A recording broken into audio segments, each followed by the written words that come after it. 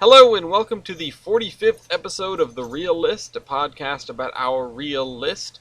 I'm your host, Ellis. And I'm your host, Gloria. And today we have a selection from me, and it's kind of...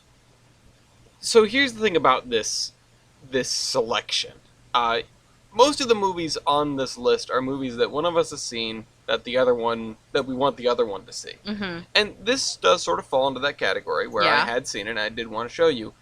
But I remembered basically nothing about this film. And I know that's something that I've said before, but this was sort of an adventure of me rediscovering Titan AE as much as it was me showing it to you for the first time. I mean, this is this movie came out in 2000, and was originally shown to me by Ian many, many years ago. It was directed by Don Bluth and Gary Goldman, screenplay by Ben Edlund, John August, and Joss Whedon, actually. Story by Hans Bauer and Randall McCormick. It was produced by some people, and it's starring Matt Damon again. This is the third movie with Matt Damon? Matt Damon wasn't in Bronx Tale. No, but it's our fourth movie with Matt Damon, technically. We've had a lot of Matt Damon. Yeah, we had The Martian, Spirit, The Departed, and now this. And now this, yeah. Matt Damon, Bill Pullman, John Leguizamo, which we've had him in some other things too. He plays Bruno in Encanto, I think. Yes, he was Bruno. He was Sid the Sloth. Nathan Lane. Wait, Drew Barrymore's in this? Janine Garofalo, and Drew Barrymore.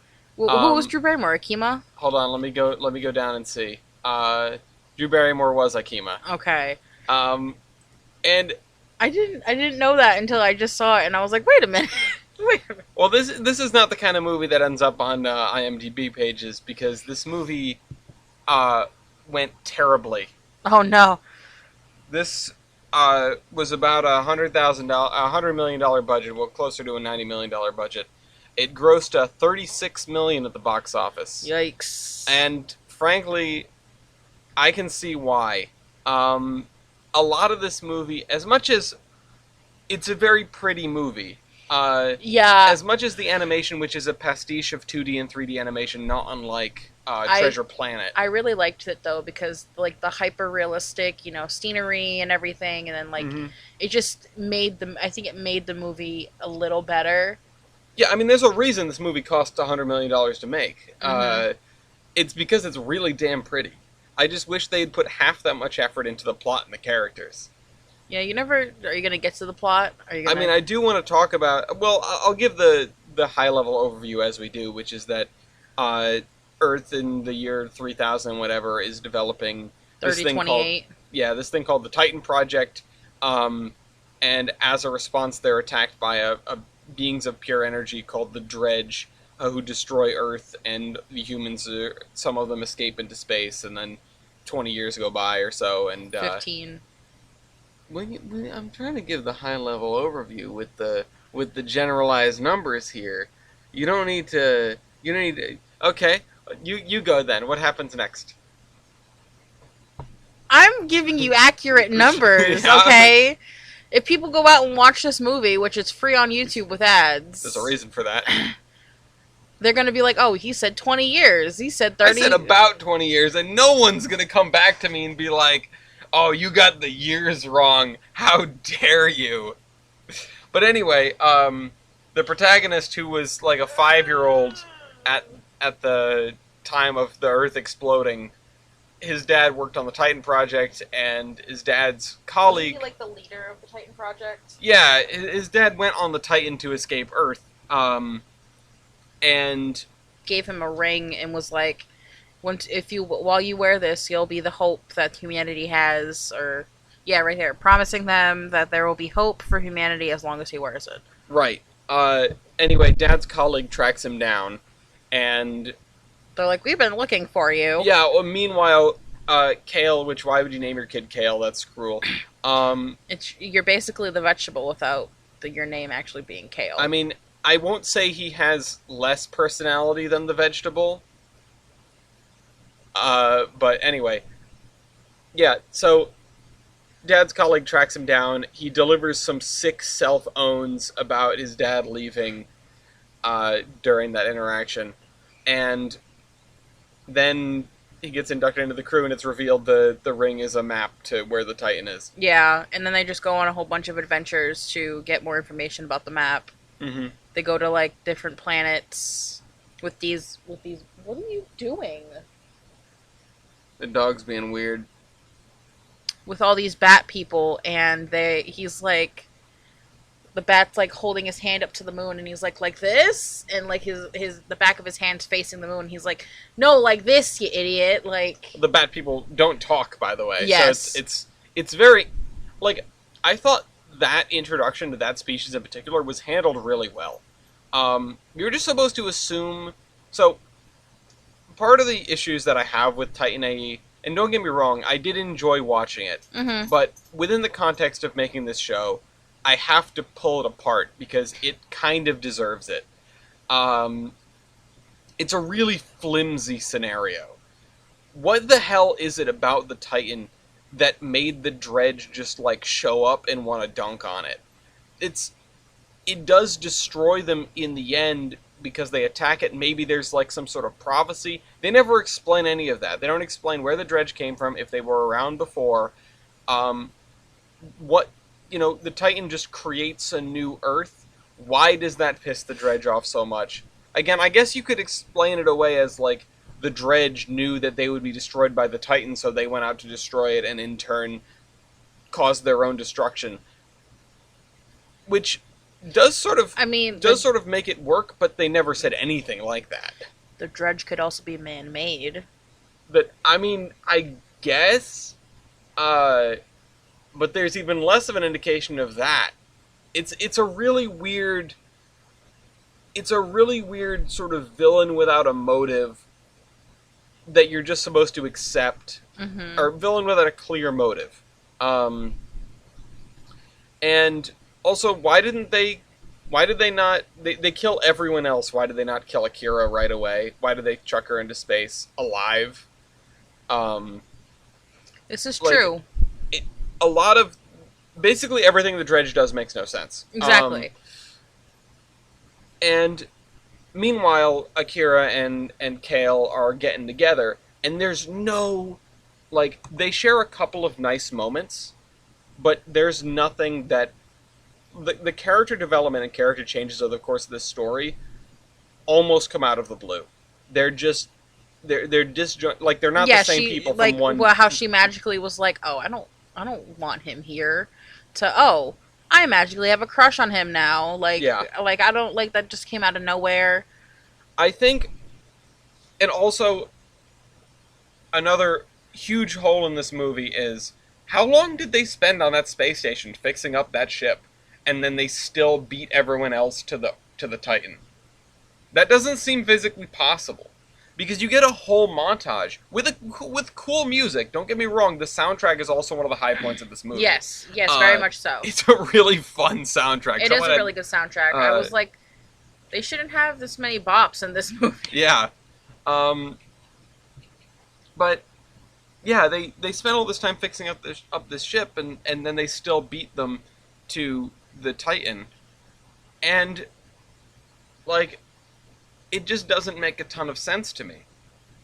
Also, that character development between the two of them coming together, I feel like that should have happened while they were on the station, instead of it just being one montage. I feel like you could cut out almost the entire part of them getting kidnapped by the Dredge and whatever, and just cut straight to, they're getting closer, they're getting chased by the Dredge, they get betrayed by the captain, which, by the way, is not telegraphed at all. He's a terrible twist villain. I had a feeling that he was going to double cross them. I had that feeling in the back of my brain. I was like, there's something not right about him.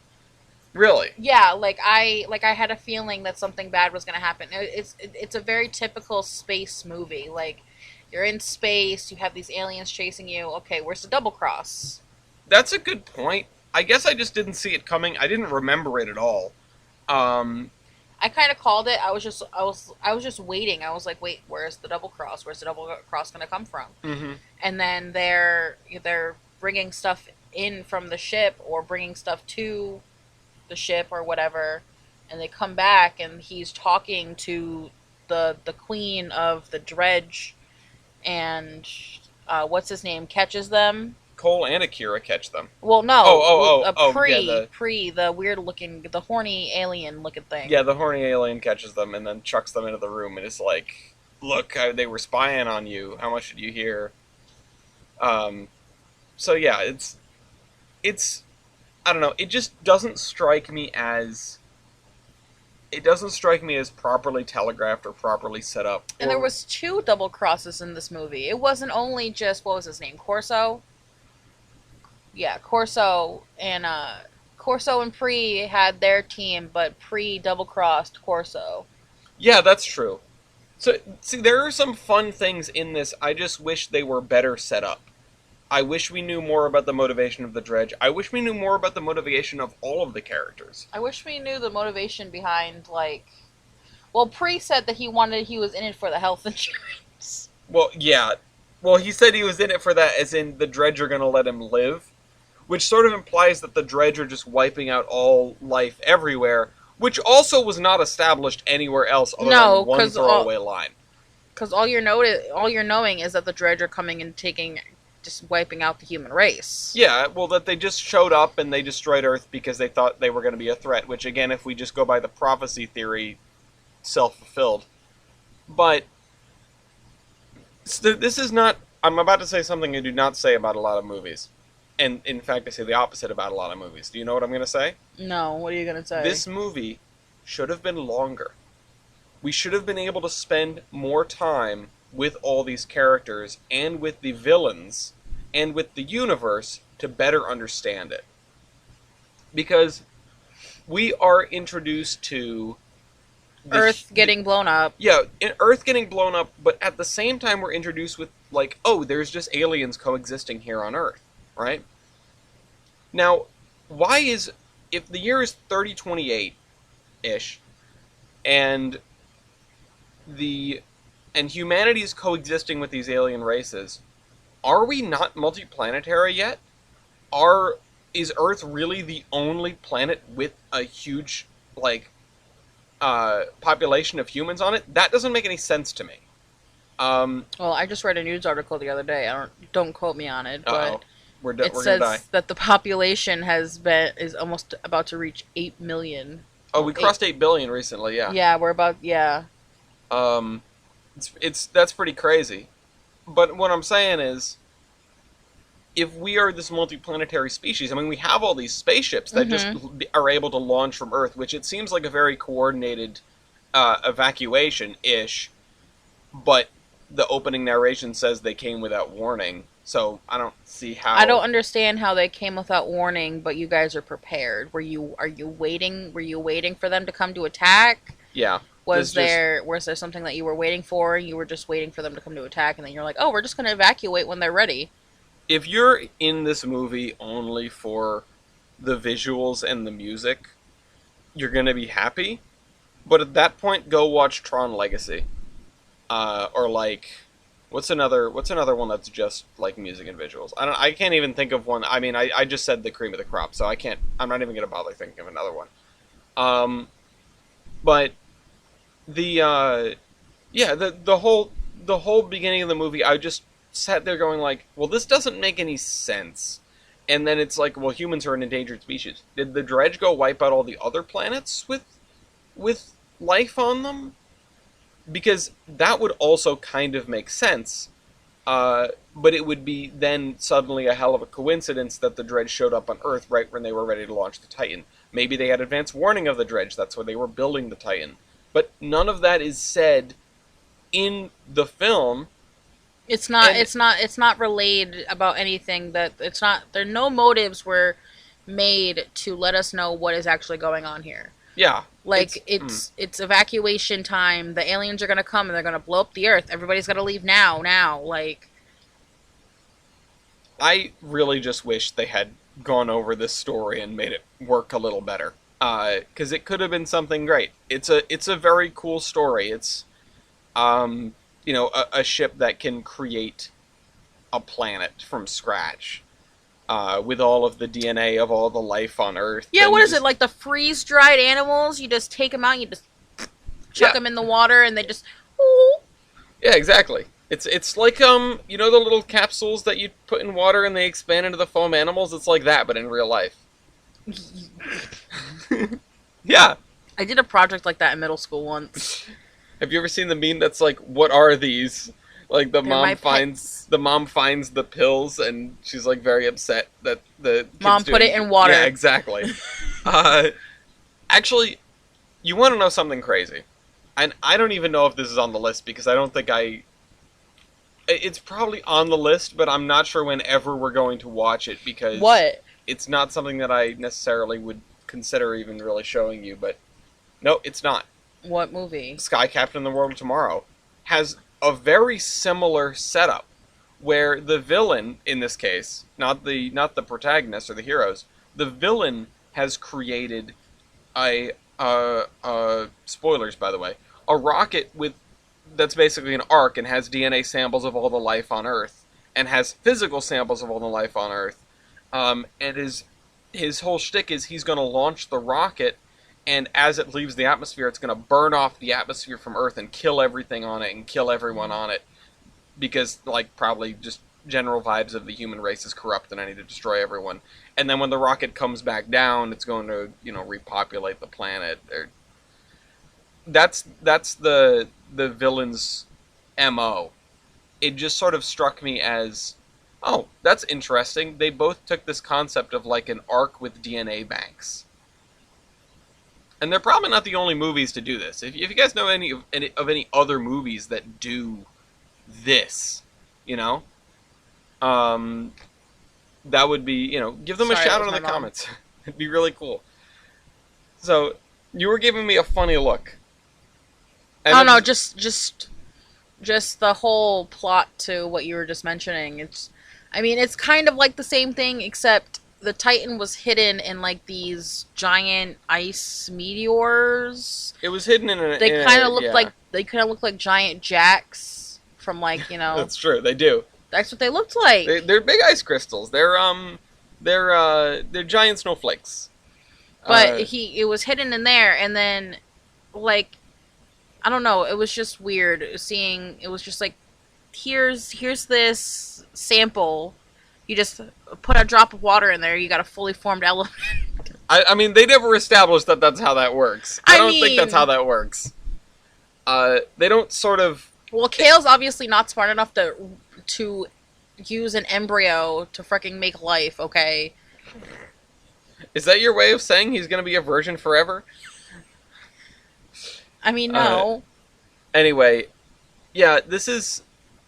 The whole thing with what the Titan can do is a little bit amorphous. I was really confused because when they set up the Titan and it did the thing where it shot like the... I guess you could say like radiation to like jumpstart the universe, I guess. The giant explosion. The planet. Yeah. I was like, are they creating the planet or are they creating like... You asked if they were creating a sun. Yeah, that's what I was wondering. Because they flew the Titan out of there. Mm-hmm. So they obviously had to have, made a sun or a planet. Yeah, well, they made they made Planet Bob. No, they made Planet Bob. Okay.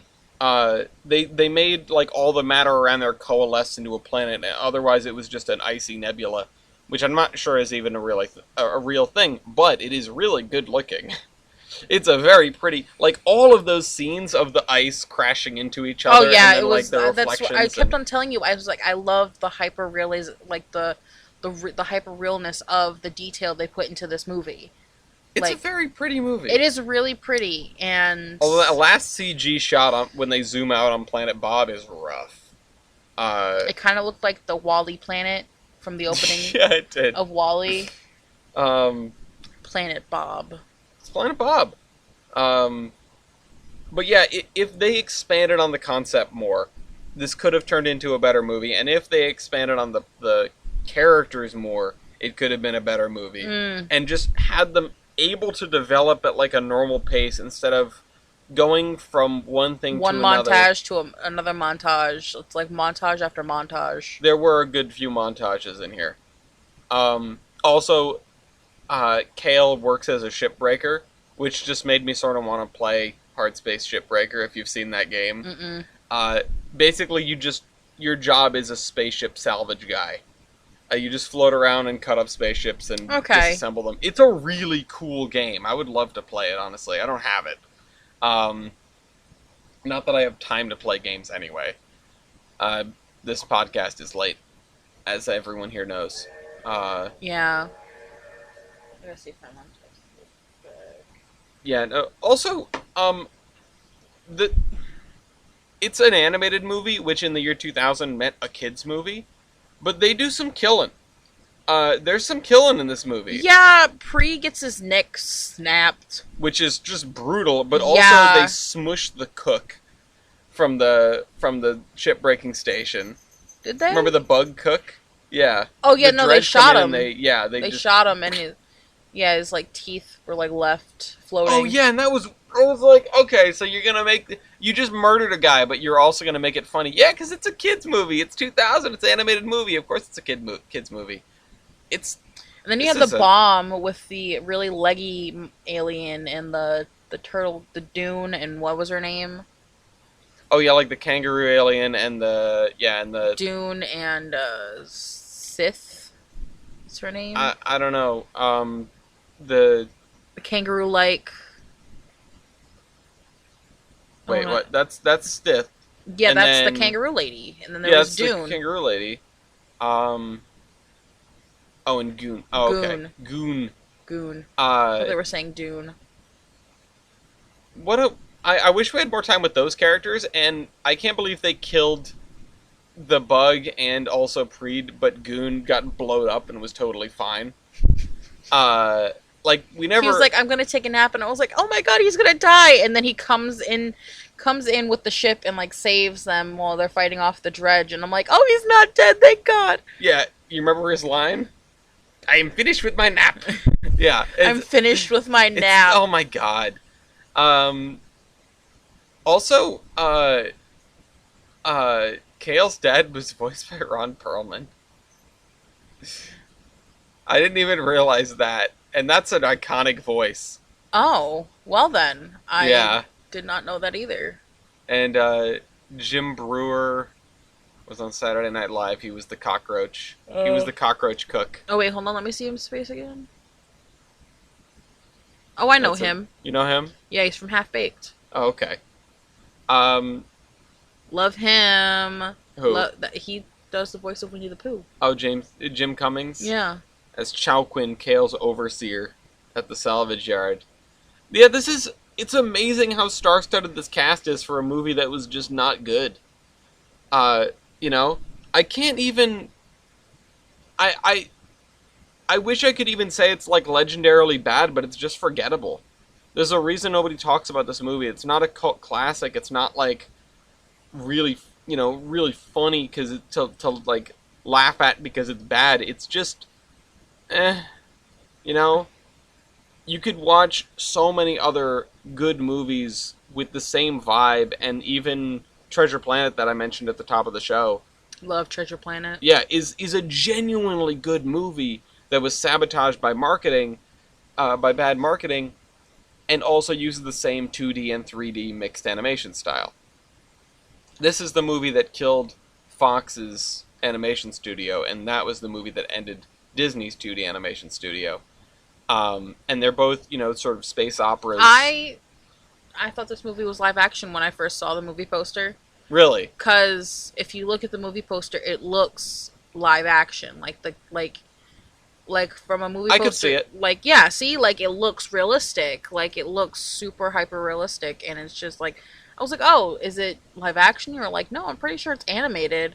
And I was like, maybe it goes from animated to live action, some virtual reality type thing, Yeah, and I was saying, I don't remember anything live action in this movie, but it's been a long time since I've seen it, and I had kind of forgotten a lot, which goes back to this movie's kind of forgettable. Is Titan AE supposed to stand for After Earth? Yes. Okay. If you'll notice, they actually had a website for this. They did not. AfterEarth.com. Actually, hold on. AfterEarth.com. I'm looking it up. I want to see if it's still up. It's probably not. Oh, it's a different After Earth now. It's the one with Will Smith and Jaden Smith. Oh, I remember this movie. Okay, it redirects to this. Honestly, hold on. Let me go to the Wayback Machine. I want to go to the Wayback Machine. I want to see what the After Earth website was like when it was created. AfterEarth.com, back in the year 2000. I mean, the Space Jam website is still around, and it's basically the same. Actually, do I have an earlier? Oh, yeah, okay, let's go all the way back. Let's go back to 2000. What was the first snapshot taken of this website? That's not the first snapshot, but we're going with it. Titanei. It's got a Flash emulator. That doesn't work. Titanei, June 16th, only in theaters. I can only assume that it just played a trailer. Oh, something happened. It's not working though. Website's broke. It broke. Oh well. That's kind of a shame. I wonder if there's like an earlier or later version that works better. But we're not here to troll through the web archive. We're here to rate this movie. What are you rating it? I'm gonna give it a 3.5. Yeah. Oh, there it is. This is a year 2000 movie. I lost it. There it goes. You're gonna give it a 3.5? Yeah. I think. It was a good movie, but I mean, it's got a lot wrong with it. It's got some ups. It's got some downs. Sorry, I cut you off. We didn't watch it today. We watched. Oh, we watched it yesterday. 2 days ago. 2 days ago. We watched it on the 20th. Oh. God, Thanksgiving's right around the corner. It's 2 days away. No. So yeah, what the hell are we watching for Thanksgiving? We're gonna watch a movie on Thanksgiving. I don't know. You're the one picking the next movie. Is it gonna be a Thanksgiving movie?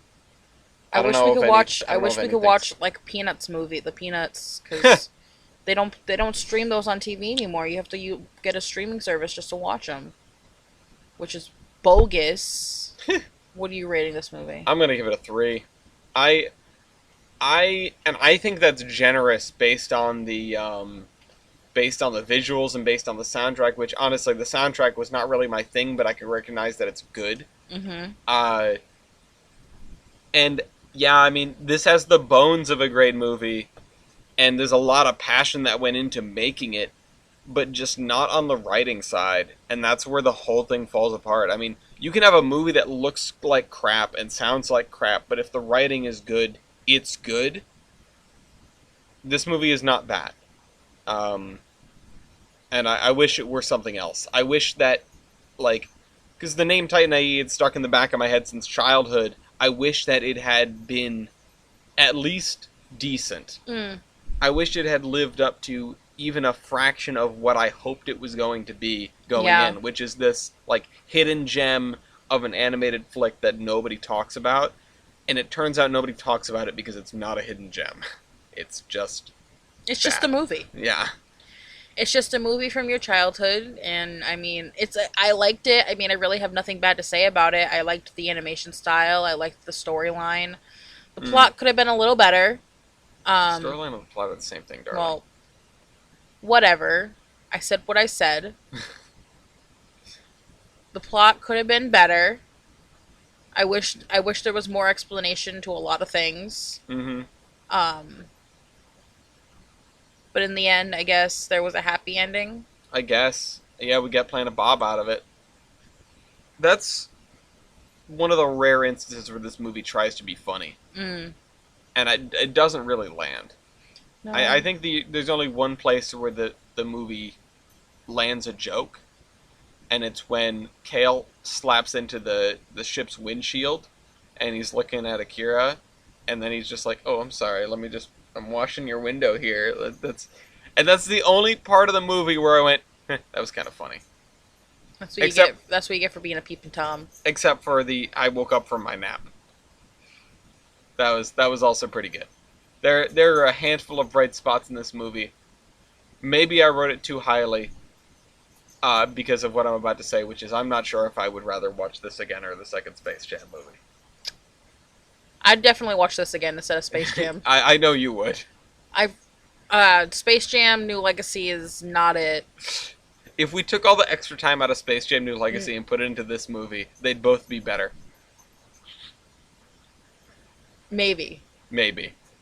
Anyway, we'll see you next week. Don't forget to like and subscribe. That too.